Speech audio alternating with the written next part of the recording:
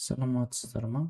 Бүгін біз ең күшті бір платформамен танысып боламыз. Ол платформа бізде не істей алады?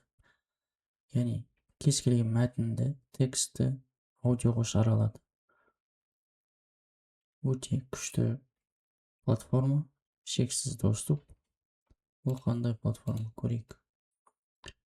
Поискқа Hugging Face деп жазамыз. Hugging Face бұл арнайы бір платформа. Соны көреміз де өзіміздің атауымызбен аккаунт ашып аламыз. Ашқаннан кейін біз Spaces деген бөлімге кіреміз. Ол жерден Speech Synthesis'қа кіреміз. Ол жерден біз мынаны таңдауымыз керек. HTTS Text to Speech. TTS деген Text to Speech. Яғни тексті сөйлетеді, speech. Соны көреміз. Ашылды. Енді осы жерге input text бізге мәтінді осы жерге қоямыз. Select voice дауыс таңдаймыз. Қандай дауыс пен айтады? Қазақша, орысша, немесе басқа тілдерде. Speech rate бұл біздің жылдамдық. Дауыстың жылдамдығы, мына дауыстың тоны.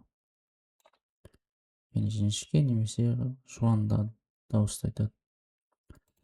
Сонымен input текстқа біз бір текст енгізіп көрейік. Ол үшін біз кез келген жаңалықты алайық.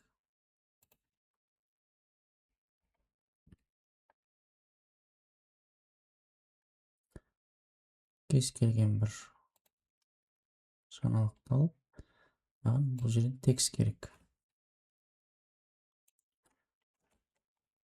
Осы тексті алып, осы жерге қоямын да, Select Voice-қа қазақ тілі таңдау үшін мен ағылшынша KZ деп жазамын. KZ-та бізде екі адам дауыс шығады.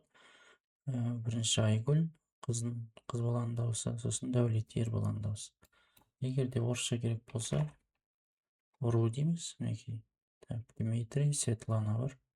Егер тағы да басқа дауыстар керек болса, мына жерде сол елдің атауын қысқаша енгіземіз.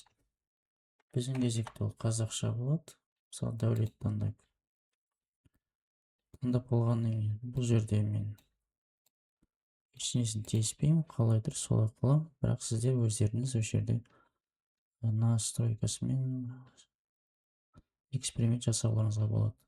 Содан кейін Generate Speech басамын. Генерация жүреді. Мінекей. Процесс аяқталды. Бұны тыңдау үшін осыны басамыз. Алматыда 19 ақпанда ауа температурасы 22-8 градусқа дейін көтеріліп, ақпан айына тән емес жаңа абсолюттік рекорд тіркелді. Синоптиктердің айтуынша, мұндай жылымық ұзаққа созылмай, алдағы күндері ауа райы қайта салқындайды. Бұл туралы Stan.kz ақпарат агенттігі хабарлайды. Енді бұның жүктеп алу үшін бізге мына батырын басамыз. Бізге MP3 форматында жүктеледі.